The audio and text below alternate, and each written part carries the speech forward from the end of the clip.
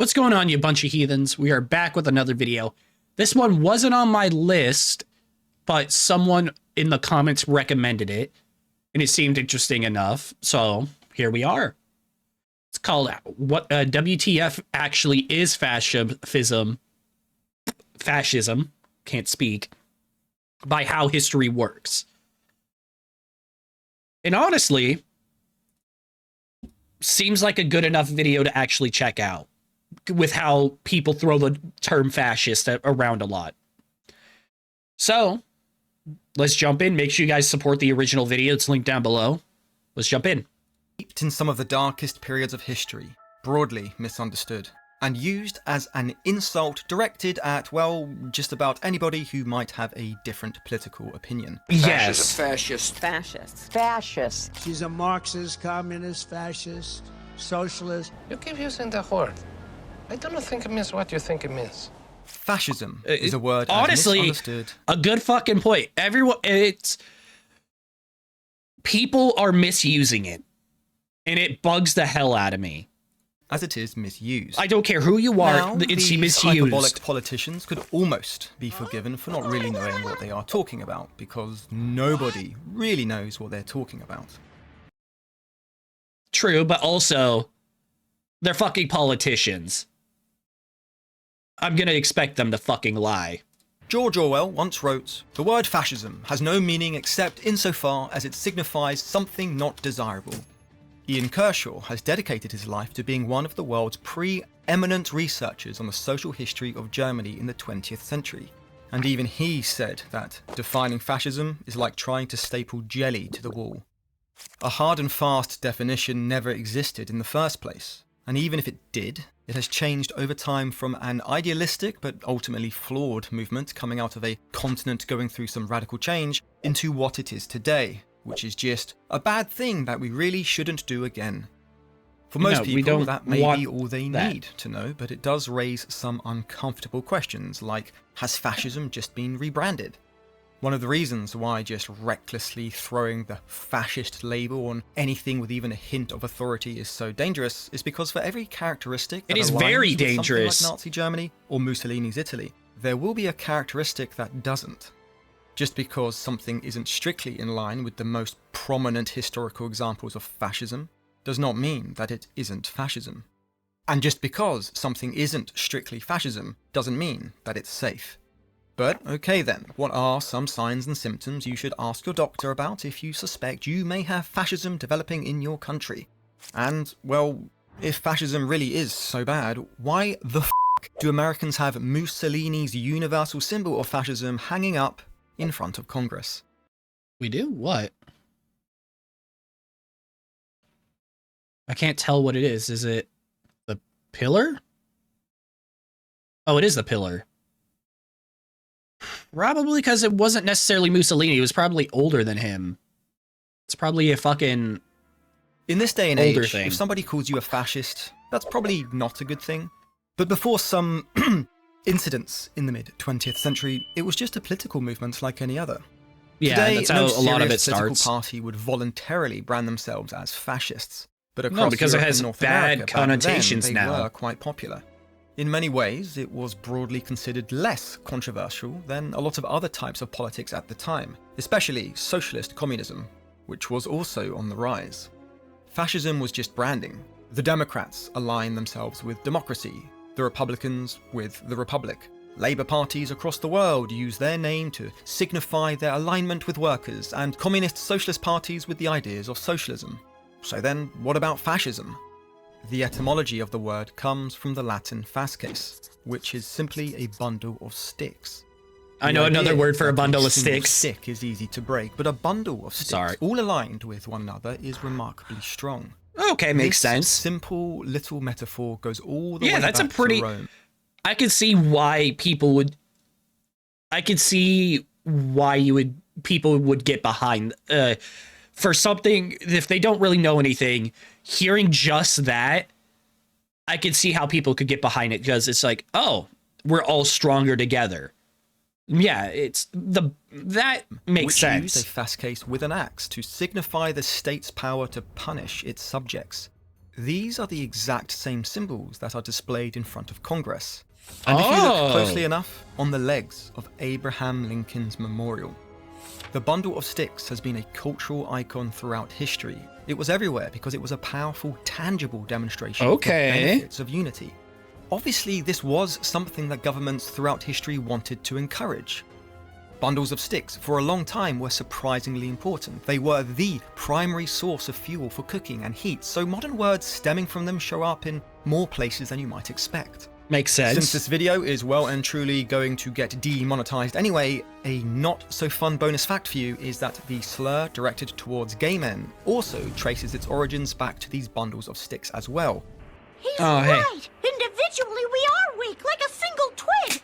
But as a bundle we form a mighty fat... Anyway, the point is that in 1919, when Benito Mussolini Goddamn reformed Simpsons. Fascismo, which would later go on to become the National Fascist Party of Italy, the word itself and its iconography didn't have the branding problem that it does today.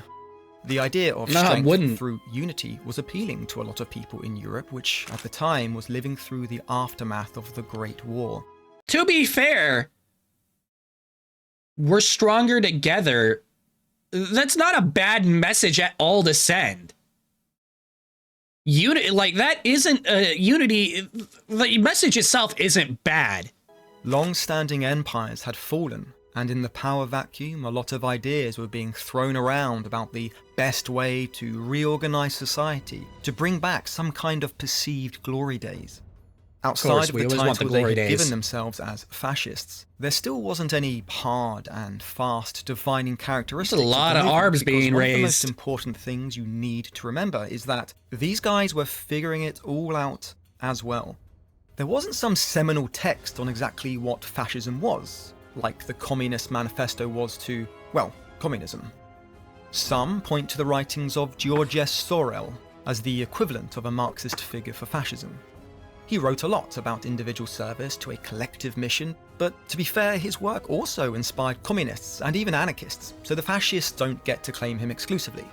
The definition would later emerge from their choices and how they handled power, rather than the choices being defined by a definitive idea. Before Mussolini formed the Fascist Party, he was actually a member of Italy's Socialist Party, and not a lowly member either. His writing I do know this. Let him climb the ranks and direct the public. I actually, weirdly enough, I don't really, not really weirdly, I don't really know a whole lot about Mussolini, but I do know that he was a socialist. I learned this from the oversimplified World War II video, I think. I think it was in that one at least, where he got arrested, deported, went back, got arrested again, deported, went back, and then publication of the party newspaper. A whole bunch of shit, or exiled at least, or something like that. But he didn't always see eye to eye with other leaders. Mussolini liked the idea of the masses being a revolutionary force to reset the national order, but he wasn't such a big fan of the other big ideas that came with socialism, mainly egalitarianism. Part of the reason why defining political ideologies can get so complicated is ironically because we try so hard to simplify them into neat little left-right spectrums. Of course. The socialists and the communists are identified as far-left ideologies, and the fascists as far-right. But what does that even mean?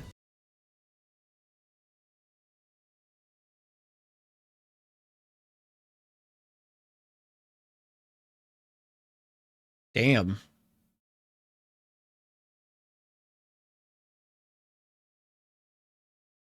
So I'm looking at this. It just raises more questions than it answers, especially since, whether they would like to admit it or not, these two groups have a lot in common.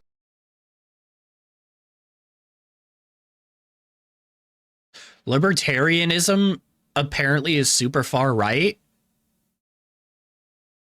Isn't libertarianism super just do whatever the deregulating pretty much everything? That kind of shit? I don't understand how that's super far right. Especially when you have libertarianism and fascism, I don't think go together. Am I wrong for that? That But doesn't politics seem is right. complicated and messy. That at the bar best of doesn't. times, That and the early scale 19th doesn't seem century right. was complicated and messy on top of that. Politics is the combination of multiple characteristics. So I present to you that a better way to think about this is to take inspiration from role-playing games. Every political ideology has a unique combination of stats, and it's up to you to decide which character you want to pick. Back in Italy, Mussolini was going to be presented with an opportunity to align his own skill points to build a movement from scratch. After the start of the First World War, he was expelled from the Socialist Party because he supported the conflict as a catalyst to bring about revolutionary change. Yes, However, that's what the it party was. officially condemned the war as an intervention into another state's self-determination. Now, maybe he was just a bit salty about being kicked out of the club, but he would take some of the ideas of socialism, combine it with some other ideas from his favourite thinkers at the time, and use it to create a new type of politics. Oh, and if you are currently furiously typing in the comments section about how wrong the characteristics of socialism are, congratulations! You have unlocked a new challenge in this whole game. How these political ideologies exist in theory was very often different to how they existed in reality. Yes. Mussolini wasn't alone in That's always the fucking thing. Like that electrician said, on paper, communism is the best. But we as humans cannot actually do it because we fuck it up. It is with everything. On paper, they are good. In practice, they are bad. figuring this all out. Across much of Europe and the rest of the world, there were similar people with similar ideas slowly gaining popularity. Yes, including a certain failed artist.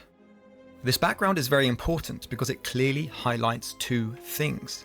The first is that while the socialists and fascists eventually became sworn enemies of one another, a lot of their early membership had a lot of overlap brought together by the second important thing, which is that both of them were defined by the need for a new, powerful state brought about through revolutionary change.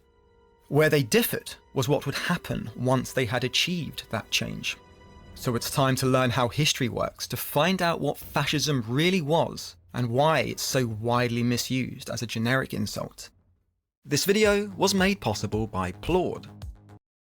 Holy shit.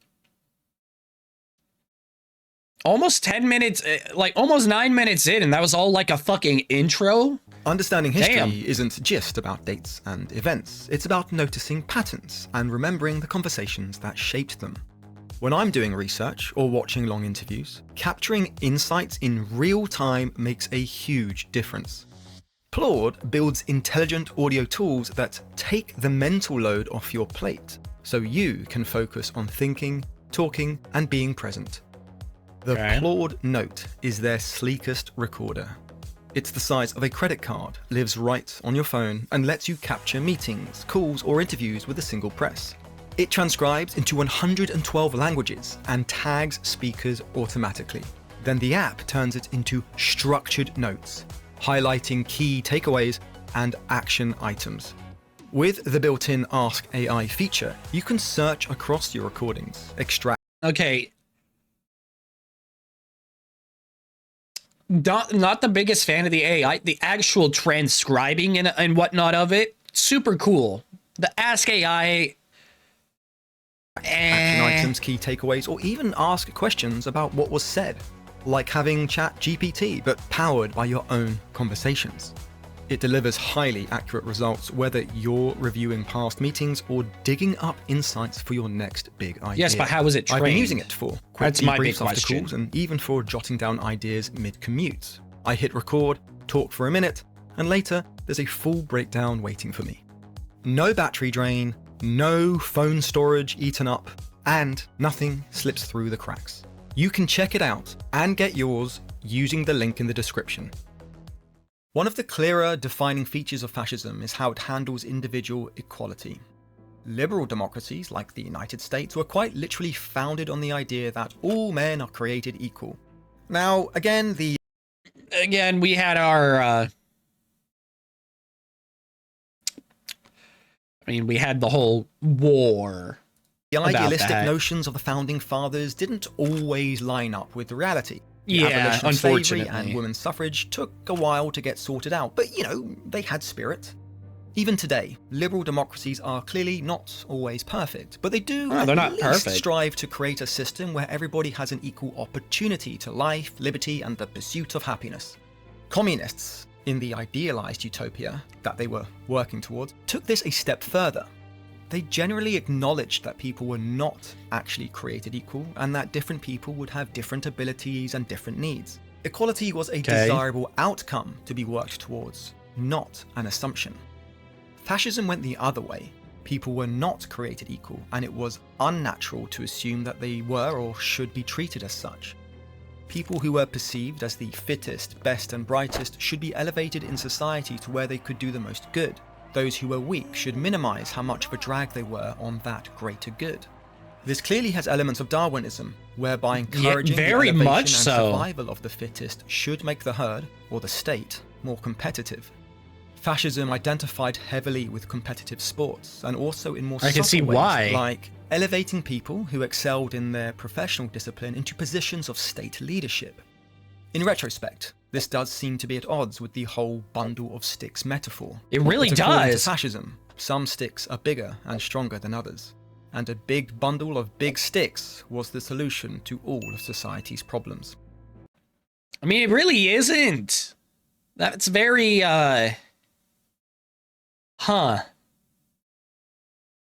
I really hate to say it, but during the mid-19th century, fascists were kind of the original alpha bros. Everybody Oh was my assigned God. a rank, and value was determined on where they sat in that hierarchy. How societal rankings were tiered that was did foul. vary regime by regime. In Nazi Germany, it was infamously based on a perceived master race at the top, and at the bottom were the people holding society back. People who were either physically weak or disabled, people with subversive political leanings, or other races that were enemies of the state. In Italy, how that rank was determined wasn't as direct as someone's race. okay, what was There was still an Italy's? emphasis on machismo. But Mussolini famously mocked Hitler's ideas about racial purity. One common group that was Really? elevated in all of these regimes, though, was the youth. Young people are generally the most fit and able-bodied, which aligns with the vision Yes, but they're also the most easily swayed a lot of the time. of a strong, healthy state made up of strong, healthy people. It also probably didn't hurt that young people are generally more impressionable and Exactly. agreeable with the idea that they are the best, and that society would be better Yeah, if play on their, everybody else went out ego. of the way to let them just do their thing. This messaging was especially appealing to young men, in particular those who felt like they had not achieved what they wanted in life because certain elements in society were holding them back. This youthful trait was not so subtly exploited by groups of feeble Well, old no, men who made up the leadership. Well, no, because this guy had the very famous youth program documenting a lot of it, and a lot of his SS were very informed and came from that. I mean, fuck, a lot of later end of the war, the still super hardcore people were because when they were sending children out, like 14, 15-year-olds, all came from the group, the These program. regimes. Now, to be fair, life Think for so a lot of young anyway. people during the interwar period in Europe was not easy. Germany in particular was crippled by an unsustainable national debt in the form of war reparations, high Yep. youth unemployment, and inflation resetting savings. Achieving life's milestones was almost impossible for young people. At the same time, the Weimar Republic was quite progressive in the fields of art, science, and social freedoms. This extended to things like women's rights and gay rights, as well as a very open culture towards new ideas that challenged tradition in profound ways. Oh, Groups really? that had in the past been repressed were given opportunities they weren't before, occasionally displacing less deserving but more entitled people in the process. For a lot of disenfranchised young people, it was an easier pill to swallow that these degenerate new elements had corrupted society and conspired to work against them. So resetting the social order to how easier it to do ought it, to yeah. be should bring back prosperity to those most deserving of it. When the counter-argument was a detailed analysis of global macroeconomic conditions and the acknowledgement that they had just lost the biggest war in history, Yeah, the first guy's story sounded a lot easier to go along with. Pretty Naturally, much, this yeah. created a system where inequality wasn't just a byproduct of the system, it was the heart of it. Having someone to blame for all of the problems in the world is part of the reason why many consider fascism to be ultimately unsustainable. You eventually run out of people to blame at the bottom, so the masses' attention turns to the top. Now, it's Yeah, important to emphasize how it fucking that even works. the people at the top of this manufactured hierarchy weren't exactly living their best life. The philosophy behind elevating these people was not necessarily so that they could live a charmed life, it was so they could serve the state. Another core tenet of fascism is that the needs of the individual were always beneath the needs of the state. The state was seen as a truly exceptional entity, clearly superior to any other state in the world. For the people at the top of the hierarchy, that meant dedicated service, either militarily or in their profession. One of the only ways people could define themselves, or flex on their peers, was by service and recognition of the state. Even within the chosen people, rank was everything. For the people at the bottom, putting the needs of the state ahead of their own often just meant getting out of the way. Or, of course, much worse. Oh, that's For women, that's this duty to the dark. state was arguably even more strict.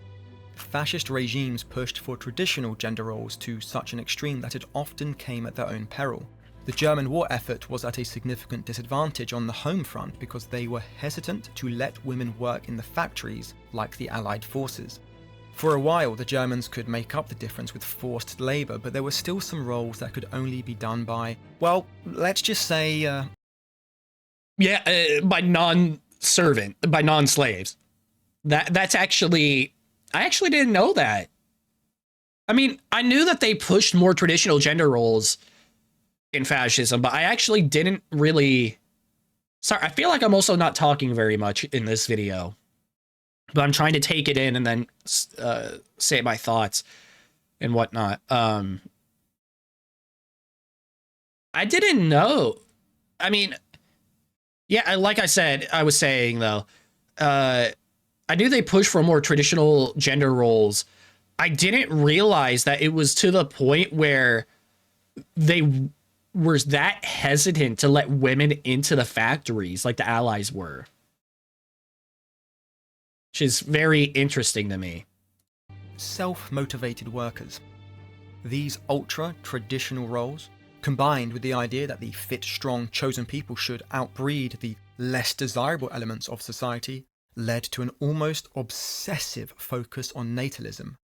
In Nazi Germany, Natalism? monetary bonuses were given to families for having children. Women who had more than 4 children were awarded with the Cross of Honor of the German Mother, a military-style decoration presented for service to the state. The male equivalent of being a good mother was being a good soldier. Militarism encompassed everything that fascism strived to be: aggressive, structured, hierarchical, and powerful. The military was crazy. a tool intertwined with the system. I didn't know that Nazi Germany had that. That's fucking insane. Holy shit. Society, and it was something that leaders were very proud of, often taking direct control above and beyond the levels of a typical politician. Projecting military strength onto other weaker states was seen as the natural order of things, so of course the military was used liberally within the state to keep all the twigs in line. This is another place where comparisons to authoritarian communist states can become a little bit confusing. In theory, Marxist-Leninist socialist states were not imperialistic. In fact, they were built on the idea that workers should rise up to overthrow their oppressors, and that it doesn't really work if they are the ones doing the oppressing. They still acknowledged that the military was a tool for defense, but it certainly wasn't meant to be an aggrandized feature of the state. Didn't the USSR was famous for using it though. I mean, fuck. So it's a fucking long ass name. The something pact that Russia made with Germany to take Poland. So yeah, it's yet again, people fucked it up. In practice, authoritarian leaders of all flavors like the military because it's a tool for holding on to power.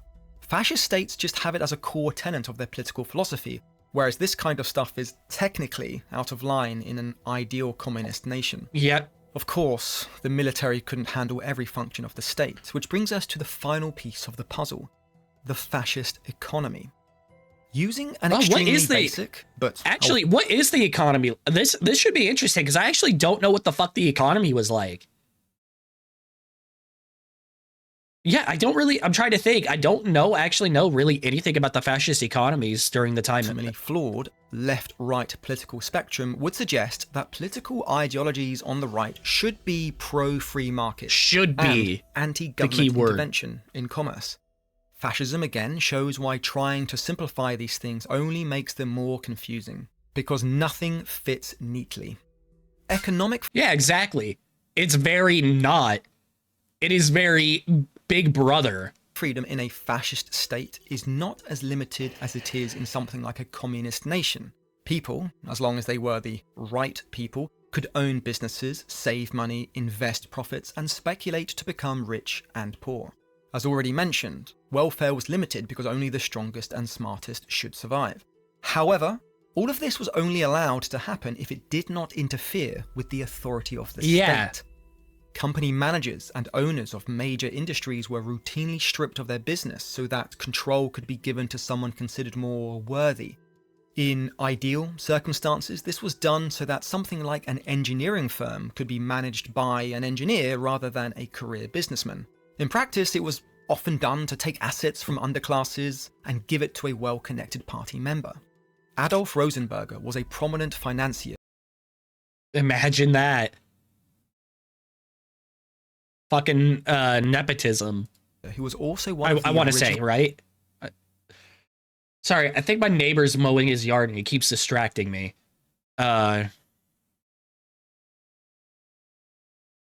yeah, it wasn't... what was I going to say? I'll continue. I lost my thought. Porsche company and the Auto Union, later known as Audi. After Hitler came to power, these firms were put under the control of engineers instead of financiers, which almost sounds good in theory, except that the true motivation was more likely because Rosenberg was a Jew. Industrialists who did toe the party... Oh... That makes sense. It also makes sense in the fact of you would want a financial guy. Wouldn't be the worst, all things considered. It's a company. You want to make money. You want to make sure you don't go over budget. You want to make sure you're always making money. Were thoroughly integrated into the state and the military, often making their business indistinguishable from government organizations. Now, in the interest of fairness, the most historically significant fascist regimes spent most of their existence in a total war economy.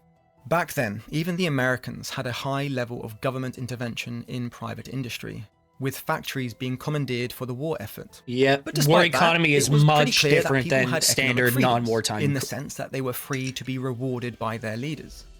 So, if you happen to see the signs and symptoms of crony capitalism, reverence of militarism, strongman leadership, appeals to a young base that feels disenfranchised because they think major problems can only be solved by getting rid of undesirables, reversing freedoms that have gone too far, and encouraging a return to traditional family values, including having lots of kids, you might want to get that checked out. Now, if you were interested in the story of that long-forgotten Porsche founder, watch this next video to learn about the... Oh! I like this dude. I'm gonna sub to him. This is super interesting. Troubled history. Damn, that was it? That was super short. That felt short as shit. And don't forget to like and subscribe to keep on learning how... Yeah, I'm gonna fucking like that. That was an interesting video. Thank you to... I feel bad. I don't remember who recommended it. Thank you for recommending it. I'm gonna have to check out more of this channel. This was super interesting. I feel bad because I felt like I didn't really talk as much in it, but that's usually how I get when I learn stuff. I tend to get quiet to like absorb my info. So this was a really good video. Make sure you guys check out the original and check out his other works. I'm going to as well. That was good. I really liked that. Fuck me. Make sure you guys like, comment, subscribe, all that jazz. And until next time, take care of yourselves. See ya.